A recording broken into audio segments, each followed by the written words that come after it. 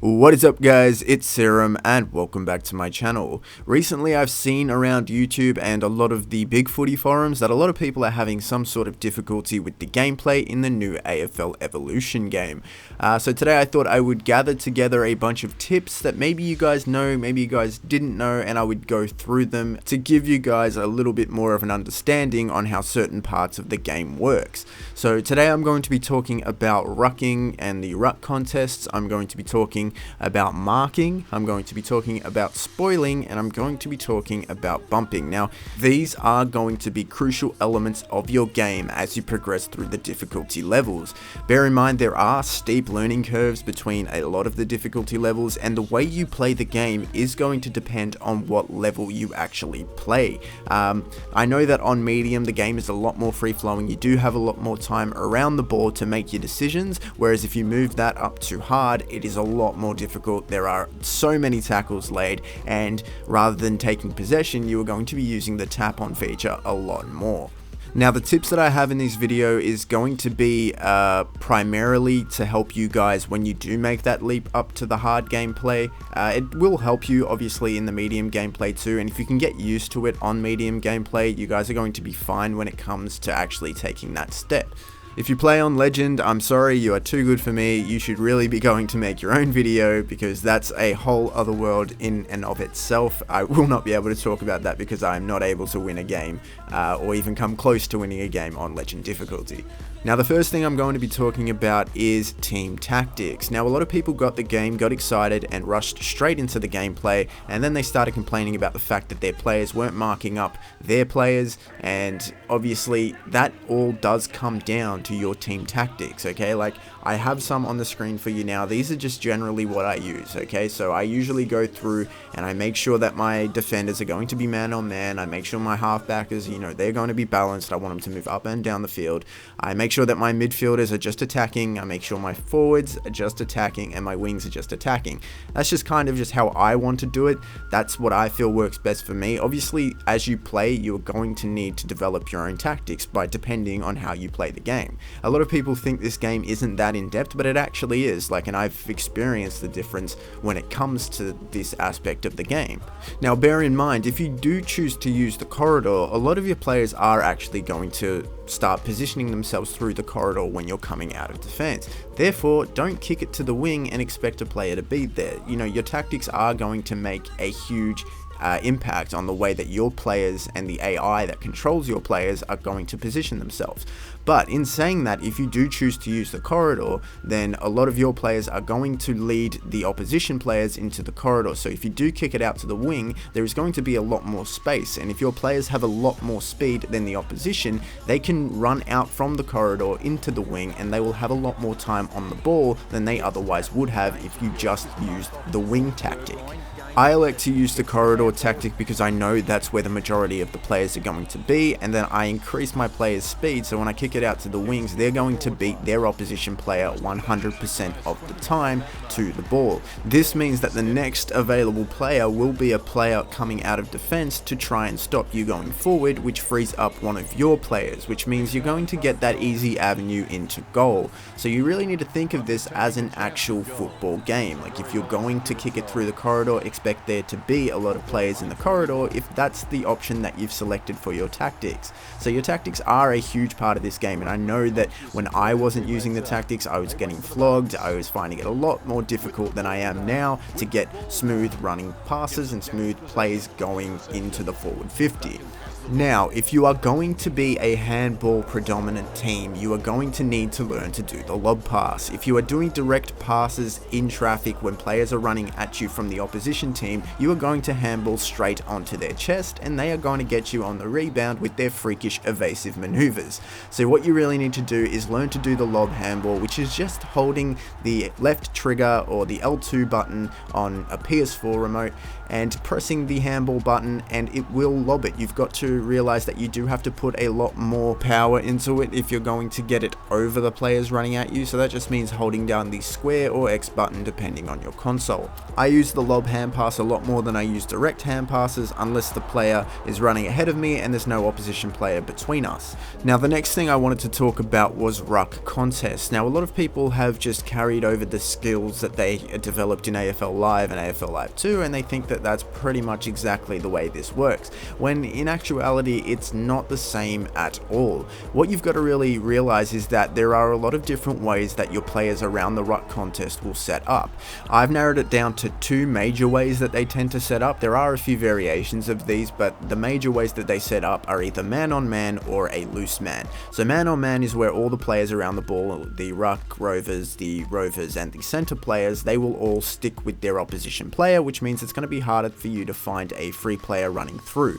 The loose man approach involves two players who split apart from each other to give the ruckman who wins the tap a tap out option. Now this is generally the tap out that you need to win 100% of the time. When they do play man on man, it doesn't really matter if you win the tap out or not, because you will have a player in the vicinity of the player who wins the ball and you can potentially just tackle him and cause another ball up. However, when there is a loose man approach, this is a very attacking offensive style from the computer AI. So you've really got to win that tap 100% of the time and get it to your loose man rather than the loose man of the opposition. Now what you've also got to realize is that tapping the ball to where the player is currently is not a good approach to a ruck contest. You have to tap the ball to a spot where the player is likely to run. So if the player that you want to tap the ball to is on your left, put it a little bit ahead of him so he can get a run at it and burst through the pack. If you can take clean possession, the first thing you are going to want to do out of the center is an evasive maneuver, and that just involves tapping the analog stick in the player's direction. If you have the sprint button on, your player will do a 360 out of traffic. If you don't, he'll just do a sidestep. But this is crucial because the AI will always have a player ready to tackle you, especially on hard difficulty. So an evasive maneuver is the most important thing if you're trying to burst through the pack and get a clearance.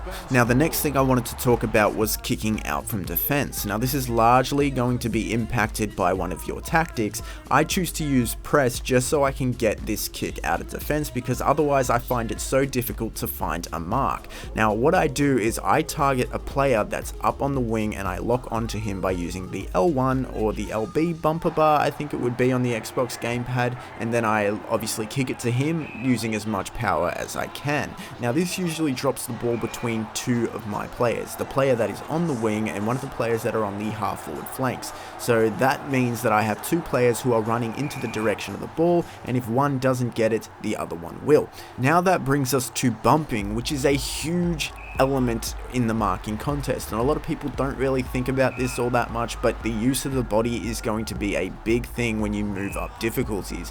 In the scenario where I have two players running at the drop of the ball from the kick out of defense, I'm going to take control of one of those players and I'm going to bump his opposition player off the ball using the analog stick to create a 2-on-1 contest with the other player. So basically what that does is it frees up one of my players to get the receiving handball or kick from the other player, who's going to get the attention of the opposition's player, who's going to try and stop me from marking it. And getting that free player going forward is a crucial element of the offense in this game. You need to have free players going forward. If you don't have a free player going forward, it's going to be a 50-50 contest every time, unless you learn the next thing, which is spoiling. So spoiling pretty much is just holding the left trigger button or the L2 button on whichever gamepad you are using, and it involves tapping the triangle or the Y button at the correct moment when the two circles meet in the center. Obviously this is dependent on where your player is, and if he is around 3 meters behind the opposition player, he's not going to get a spoil to it at all, but it does involve crucial timing and positioning. What a lot of people do is they press the right buttons, but they don't realize that they actually have to move their players into the right position. Yes, you can get a perfectly good timing on your marking contest or on your spoiling contest, but if your player is not in the right spot, you are not going to get the better of the contest. Combine this with the use of the body that I just touched on, and you will have a really good shot at marking or spoiling depending on which avenue you go for. What a lot of players don't realize is it's not just about getting your player in that landing zone, but it's also about keeping the opposition player out of that landing zone. Yes, the marking contest can sometimes be a lottery, and sometimes your bump bumps will give away a free kick that on other occasions they won't give away. Obviously this is just some inconsistency in the game. It isn't perfect, and this is something that you are going to have to deal with, and these tips are just to help you deal with that on occasion. Yes, sometimes you are going to try and bump a player in the contest and it's going to say that you were charging or that you pushed them in the back or something like that, but then there are going to be other occasions where it comes off perfectly, you take a player out of the equation and your two players have a free run at goal, and you can just use each other with a handball link and you can get the easy goal. And now this is going to be crucial when you're playing against harder AI. If you have a 2-on-2 contest every time, you are going to be tackled and thrown into the ground every time. You need to learn how to take the opposition players out of the contest. If you are playing on hard difficulty, I don't ever recommend trying to get clean possession of the ball if there is a scrimmage of players around the ball. Always hold the square button, always get that tap on, and always be ready to tackle the opposition if they do get the ball. Another huge mistake that I always see in gameplays on YouTube is that when the opposition AI are making an offensive play and they're running through the corridor and they are unable to catch the opposition, they will take a player from the defense and they will try and run at them through the corridor. This is not a smart move by any means. If you do take that player out of defense, you give the opposition a free player in the forward 50 or in the forward half at the ground at the very least. That is not something you want to do. I would much rather let the player run and make his offensive play through the center and ensure that I've got a man-on-man contest everywhere up forward and everywhere he decides to kick. Obviously, the only exception to this rule is if they do start to get close towards the 50, in which case you are going to have to get a man off of his player to try and create a smother or a tackle. Smothering is something that a lot of people haven't mastered yet. You will pick it up with game time, and it can be a very important element of your defense in this game. Another thing that a lot of people tend to do is they tend to go for the tackle rather than the bump.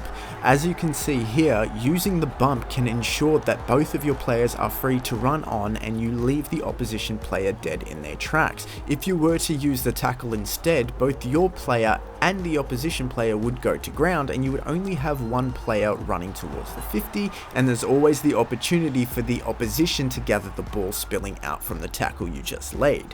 This does tie into the importance of having a free player when you're going forward. I always try and bump wherever possible because I know that my player won't go to ground and he can lend support for the player who does eventually get the ball. There are times where obviously you are going to have to tackle and there's no way around that, but try and limit your use of the tackle, especially upfield, because if you do get that bump on, the ball will likely spill out to your player, and if it doesn't, at least unlike the opposition, you have more than one player on their feet.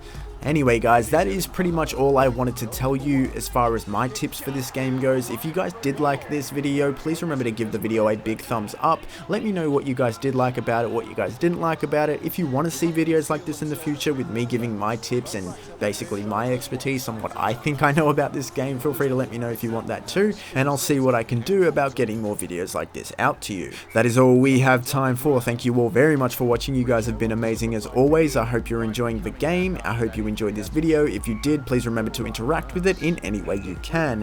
Hopefully I'll get some more videos out to you soon. I think player corrections might be a couple of days off, but you should be in store for that. That is it guys, thanks for watching again, and I will see you later.